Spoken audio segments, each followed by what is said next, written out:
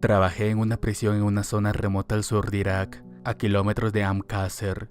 En ese momento, detenía 30.000 prisioneros y otros 3.000 que solo las personas que trabajaban allí conocían. Nos metían en autobuses comerciales con las ventanas oscurecidas y nos llevaban 1 hora de distancia durante días seguidos para custodiar sus instalaciones. Nunca se nos permitía hablar con nadie en la base principal de la prisión y se nos prohibía contárselo a alguien. Nos referíamos a ella solo como Jurassic Park, una de las prisiones clandestinas dirigidas por personal médico contratista más grande conocida. La instalación en sí era una fachada de edificios de barro y ladrillo que parecían un pequeño pueblo. El lugar estaba completo con aldeanos y nosotros vestidos con túnicas con una pequeña área para cabras en las afueras. A distancia parecía legítimo, pero de cerca se podían ver los bultos de nuestro equipo de combate debajo de nuestra ropa. Todos los que estábamos allí fuimos seleccionados por nuestro tono de piel más oscuro. Suena algo racista, pero al menos nos permitieron dejarnos crecer la barba para ayudar con el engaño. También teníamos que ser parte de la policía militar con autorización de seguridad y acceso a información clasificada, o por lo menos tener una autorización de seguridad nivel Yankee White. No importaba hacia dónde miráramos, una vez allí, no podíamos ni ubicar la ciudad de Qasr. Teníamos que estacionar los camiones armados y los autobuses lejos del área y usar redes para taparlos. Los camiones eran tripulados por una compañía militar privada, PMC, por lo que parecían vehículos civiles, aparte de ser variantes blindadas de vehículos normales. Por lo general, un pequeño equipo de combate y un intérprete se encargaban de la seguridad. El resto de nosotros teníamos que disfrazarnos y comenzar una pequeña patrulla para relevar a los otros guardias. A finales del año 2007, nos despertaron temprano y nos llevaron de vuelta a la instalación, 3 días antes de nuestra rotación.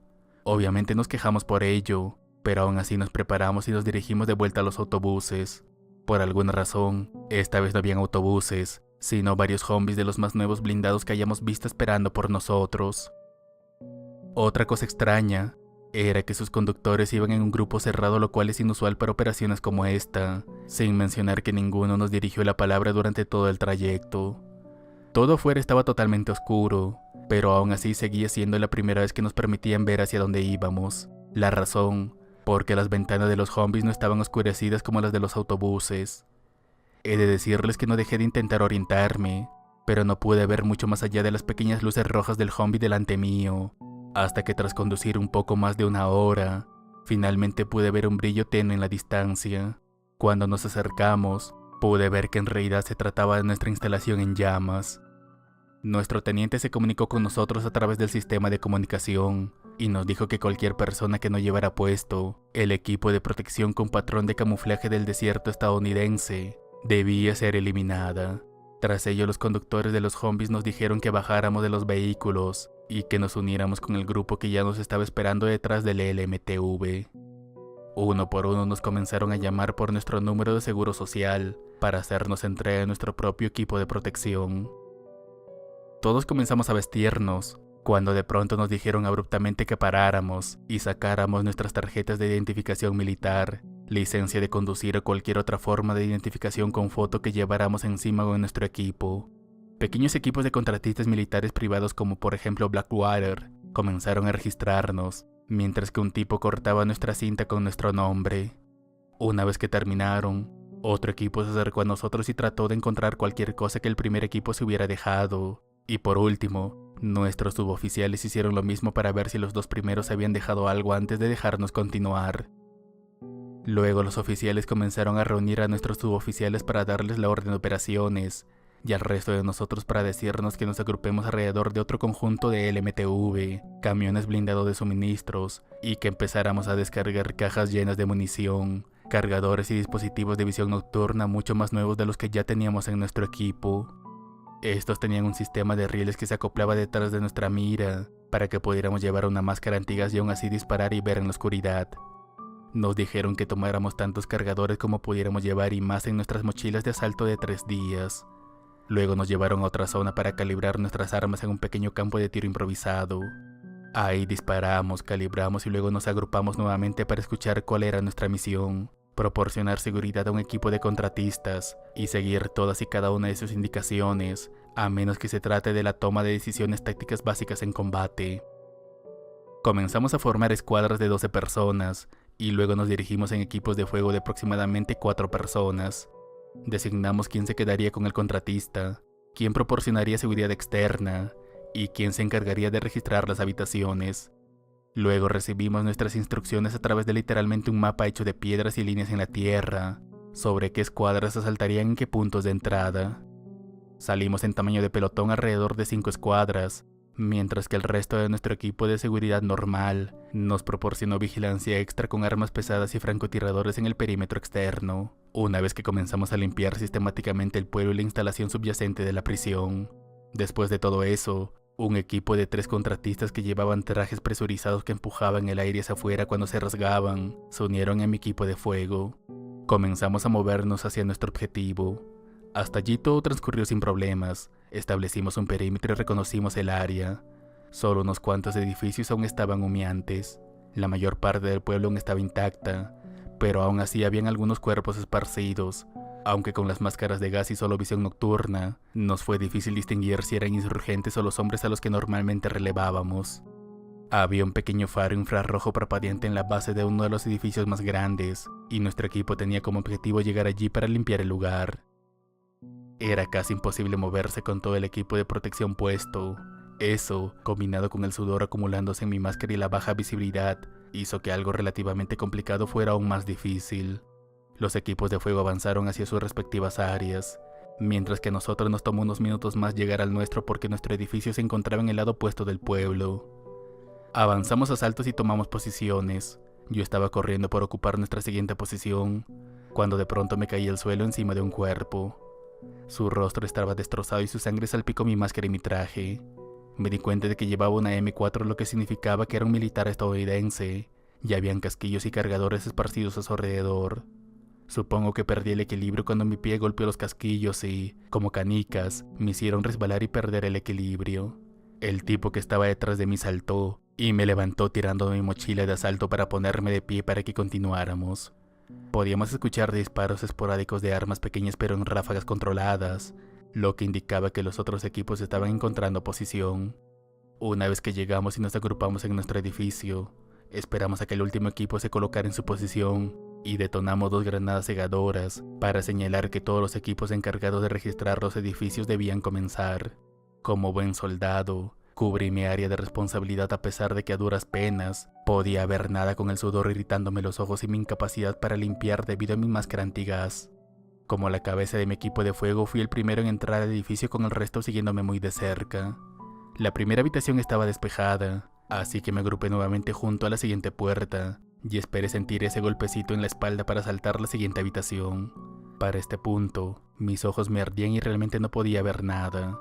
Lo único que esperaba es que algún cabrón no me sorprendiera y me acribillara. Entonces sentí ese golpecito y tiré esa puerta abajo. Me moví hacia la derecha y vi una silueta en la esquina. Al principio se alejó de la luz que provenía de mi linterna, pero luego se acercó. No pude ver si tenía un arma o no, pero comenzó a correr hacia mí. Intenté apretar el gatillo, pero el caucho de mis guantes de protección se enganchó en la guardia del gatillo. Algo tan simple y rápido de solucionar se convirtió en una acción lo suficientemente prolongada como para ponerme en peligro. Entonces escuché 2 disparos y luego mis oídos zumbaron. El tercer hombre detrás de mí vio la amenaza y la neutralizó. Comenzamos a agruparnos junto a la siguiente puerta después de asegurar al agresor con bridas flexibles. Luego el contratista entró, se acercó y comenzó a manipular aquel cuerpo. ¿Pero qué demonios está haciendo? Primero comenzó a limpiar su boca con unos hisopos y examinar su cuerpo con otros instrumentos. No pude concentrarme demasiado en lo que estaba haciendo, porque yo era responsable de no poner en peligro nuestras vidas. Luego los otros 2 entraron y empezaron a conversar con el primero. El líder de mi equipo de fuego se acercó al jefe de los 3 y luego nos dijo que despejáramos de inmediato y que lo dejáramos trabajar. El contratista se comunicó por radio y comenzó a transmitir un mensaje a su gente. Nos quedamos allí esperándolo y permitiendo que cualquiera que estuviera esperando no se posicione, porque ahora sabía que estábamos aquí y cada minuto perdido era un minuto para que se preparara para nuestra llegada. Me puse inquieto pensando en eso. Quería seguir adelante, pero no podía hacerlo hasta que me lo indicaran. El contratista volvió a hablar por radio y murmurar algo. Luego se dirigió a nuestro líder de equipo de fuego y luego nos dijo que consideremos hostiles a cualquiera dentro de las instalaciones y que no intentemos identificar algún arma y disparemos. El contratista nos dijo que siguiéramos adelante. Pronto llegamos a la siguiente puerta, y luego de sentir otro golpecito, esta vez nos apresuramos a entrar a la habitación y despejarla. Esta era la parte más profunda del edificio en la que solo algunos de nosotros habíamos estado, y allí había una última puerta con un teclado y un lector de tarjetas. Había un guardia muerto en la esquina con llagas en su piel expuesta y sangre negra acumulada a su alrededor. Una vez asegurado el cuerpo, el contratista se acercó, repitió el mismo proceso nuevamente con aquel segundo cuerpo, mientras nosotros lo esperamos a que terminara en la habitación durante 1 minuto. Esperamos y esperamos. Luego uno de nuestros hombres le preguntó al contratista si se suponía que debíamos dispararle incluso al personal estadounidense. Pregunta más que estúpida, pensé en ese momento, pero luego este idiota nos miró y nos dijo, sí, cualquiera en estas instalaciones sin importar su afiliación. ¿Qué demonios? Ni siquiera pude creer lo que había escuchado. Si hubiéramos ido nosotros en lugar de esos guardias, ¿nuestros superiores también nos habrían eliminado? Con ese tiempo libre, pronto empecé a unir las piezas de rompecabezas. Algo biológico se había soltado en este lugar, y ahora estaban preocupados de que se escapara. Mi corazón comenzó a acelerarse, tenía sangre sobre mí, y llevaba un maldito traje de protección que, a diferencia del que usaban los contratistas, probablemente había sido fabricado en el maldito Puerto Rico. Es más, empecé a temblar, entré en pánico, que también revisaron realmente mis compañeros este maldito traje para asegurarme de que estuviera sellado correctamente. Le pregunté al contratista si estaba seguro dentro de mi equipo de protección, pero él solo me respondió sí con indiferencia. Le grité que él tenía un maldito traje que parecía sacado de la película Epidemia y que era fácil para él decir eso. Entonces mi líder me dijo que me calmara y procedí a hacerlo en cierta medida, y cuando la radio volvió a sonar con los otros equipos ya listos, el contratista se acercó a la puerta, sacó una tarjeta de acceso restringido, la deslizó y luego ingresó su código PIN. La puerta hizo un ruido fuerte y se retrajo hacia atrás con un zumbido hidráulico. Entré en la siguiente habitación estéril, con vidrio unidireccional a mi derecha y un pequeño pasillo que no era realmente una habitación. Empujé el cañón de mi arma contra el vidrio para romperlo en caso de que alguien intentara dispararme desde el otro lado, y luego continuamos hacia el final del pasillo hasta el otro teclado. El contratista hizo lo suyo. Nos lanzamos a un largo pasillo con habitaciones a ambos lados, una pesadilla para la limpieza. El contratista nos aseguró de que todas estas puertas estaban seguras y que solo camináramos hacia una puerta específica. Podía escuchar movimiento y voces dentro de las habitaciones. De hecho, me di cuenta de que eran los lugares donde se mantenían a los detenidos. El contratista habló con el líder. Él quería que forzáramos la extracción de un prisionero de la celda. No teníamos equipo antidisturbios para hacer eso, pero tuvimos que hacerlo de todos modos. Nos agrupamos frente a la puerta, y él ingresó un código para abrirla. La puerta se desbloqueó, y todos nos lanzamos adentro. No quisiera admitir esto, pero en mi primer paso resbalé, y al ser empujado hacia adelante por mis compañeros me golpeé brevemente contra algo. Cuando recuperé el conocimiento fuera de la celda, estaba cubierto de sangre y mi compañero estaba limpiando la sangre de mi visión facial. El contratista estaba a mi lado y me pidió que revisara el sellado de mi máscara para asegurarme de que todo estaba en orden. Por suerte mi sellado se encontraba bien, pero yo no tanto. Miré dentro de la celda y estaba cubierto de sangre, vómito, heces y el detenido yacía muerto en una esquina.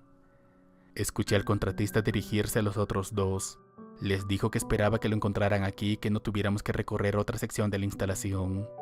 Creo que no hace falta decir que reiniciamos el asalto, pero sí que llegamos hasta el final del bloque de celdas y encontramos otro teclado. Esta habitación era redonda y con una caseta de guardia en el centro rodeada de celdas y hasta otra puerta con un teclado al final. Algunas de las celdas estaban desbloqueadas y abiertas. Había vómito, sangre y excremento cubriendo las paredes y el suelo. La caseta de la puerta tenía vidrio unidireccional. No se podía ver dentro, pero sí podíamos escuchar un pitido viniendo de él y luego un camarada salir. Ninguno de nosotros tenía las agallas para matarlo.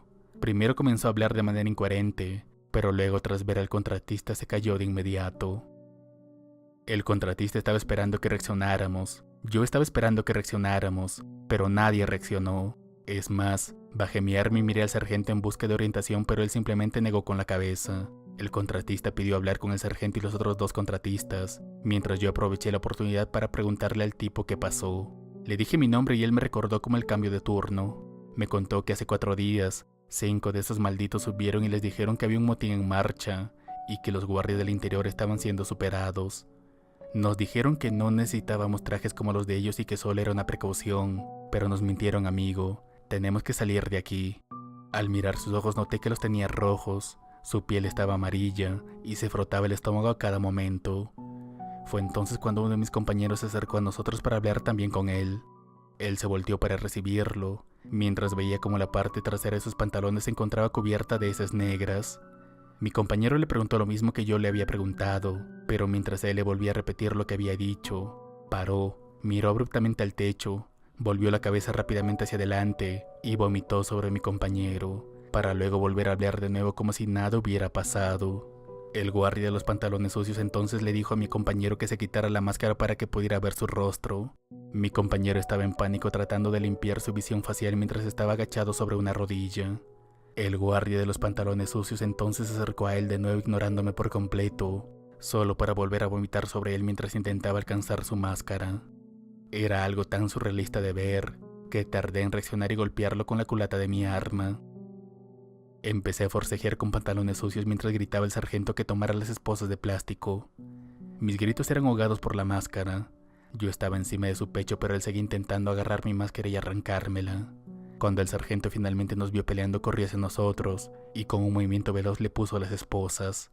Pantalones sucios siguió retorciéndose mientras veía cómo las esposas se le clavaban en la piel. Mi compañero con vómito corrió hacia nosotros y juntos arrastramos a Pantalones Sucios hasta una celda. Todos nosotros y nuestro equipo estábamos cubiertos de vómito, excremento y sangre. El contratista no nos dijo nada, solo nos miró y todos asentimos en reconocimiento. Pantalones Sucios siguió gritando y revolcándose en la celda. El contratista nos hizo acercarnos a él y a los otros dos, y sin rodeos nos dijo: si quieren salir de aquí, necesitan escucharnos. Todavía nos queda un largo camino por recorrer y quiero mantenernos con vida. Y luego se marchó hacia la siguiente puerta con teclado. El sargento nos gritó que nos colocáramos en formación. Nos colocamos en formación. Sentí el golpecito y asaltamos la siguiente habitación. Había 5 personas merodeando en el centro y se sorprendieron cuando entramos y les disparamos. Era algo así como una estación de seguridad con monitores, sistemas de intercomunicación, etc. Una vez que aseguramos los cuerpos con esposas de plástico, el sargento se acercó al monitor de cámaras y consultó conmigo. Me dijo que podíamos evitar muchas complicaciones si el contratista nos decía dónde vamos. El sargento llamó al contratista. Él estaba de acuerdo, así que tras mirar los monitores, nos señaló la clínica del centro y nos dijo que debemos ir allí para que hagamos su trabajo y podamos salir todos. Las instalaciones eran mucho más grandes de lo esperado. El contratista nos dijo que las primeras habitaciones por las que pasamos eran solo áreas de retención para clasificar a los nuevos prisioneros. Había un mapa en la salida de emergencia de la sala de seguridad, y con ello comenzamos a planear nuestro siguiente asalto. El lugar estaba construido como un cuadrado gigante con varios pasillos que conectaban las habitaciones hasta llegar al centro, que es el bloque de celdas más grande y la estación de ayuda. Sintiéndonos más seguros de que ahora ya sabíamos más o menos hacia dónde íbamos, volvimos a saltar. He de decir que teníamos la suerte de nuestro lado. En la mayoría de los casos, solo encontramos algunos indicios de tiroteos. Aún así, tuvimos que comenzar a usar nuestras armas secundarias para asegurarnos de que el área se encontrara segura. Luego llegamos a un bloque de 3 niveles y decidimos asaltar rápidamente hasta el otro lado. Abrimos la puerta y comenzamos a avanzar rápidamente. Había una estación de seguridad en el centro, la cual corrimos para pasar y salir de ese lugar, pero cuando la puerta se abrió, un prisionero con una M4 nos apuntó y comenzó a dispararnos. Un estadounidense salió a continuación, tomó una posición de cobertura y comenzó a disparar. Alcanzamos al prisionero que estaba en campo abierto y seguimos disparando para suprimir al guardia mientras mi compañero se aproximó por el lado opuesto para flanquearlo. Mi compañero neutralizó al guardia y todos nos apresuramos a limpiar la sala de seguridad. Estaba vacía, pero el guardia todavía estaba vivo y nos dijo que vio lo que hicimos en la otra estación de guardia y que los prisioneros y guardias que seguían con vida estaban armados y esperándonos. Creo que no hace falta decirles que el sargento lo ejecutó, pero sí que sin tiempo para hablar, corrimos a través del bloque de celdas hacia la otra puerta de la siguiente habitación. Continuamos pasando por varias habitaciones más, teniendo cuidado en cada subestación, pero no nos encontramos con nadie más.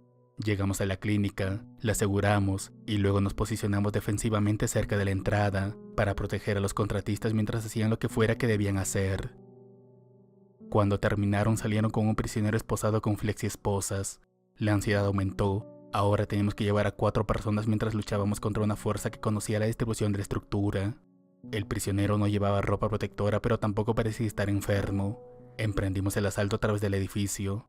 Teníamos que cubrir un nuevo territorio, ya que era el camino más corto hacia una de las salidas que conducía a otra instalación donde podíamos encontrarnos con un equipo de asalto de nuestra fuerza original.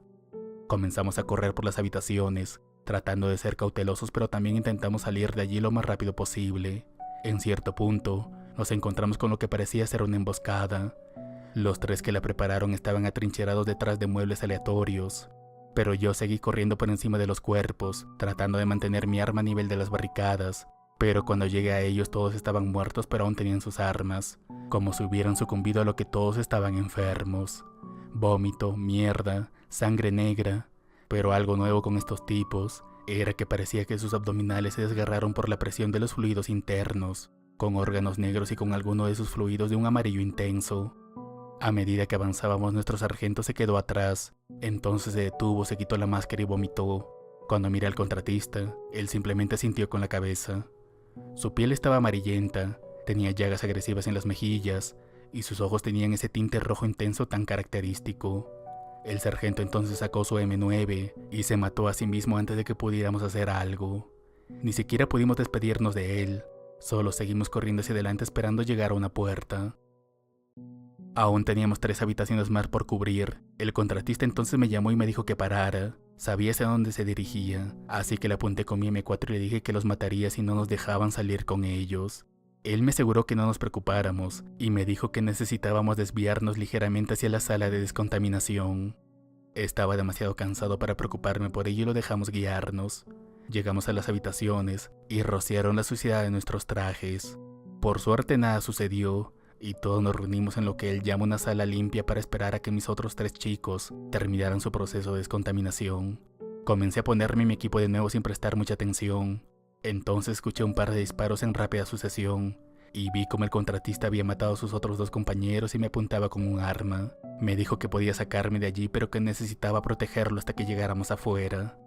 Él apagó la descontaminación y encerró a mis chicos para que murieran allí.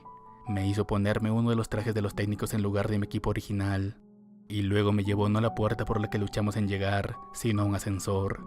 Nada parecía real mientras entraba en piloto automático y lo seguía. El ascensor nos llevó de vuelta a la aldea simulada original que ocultaba toda esta mierda.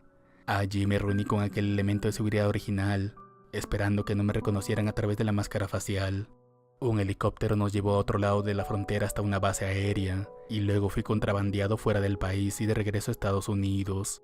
Si les diera mi verdadero nombre, dirían que morí en un ataque de mortero a finales del año 2007 en el sur de Irak, cerca de Qasr, pero les dejaré esto como una pista: J376.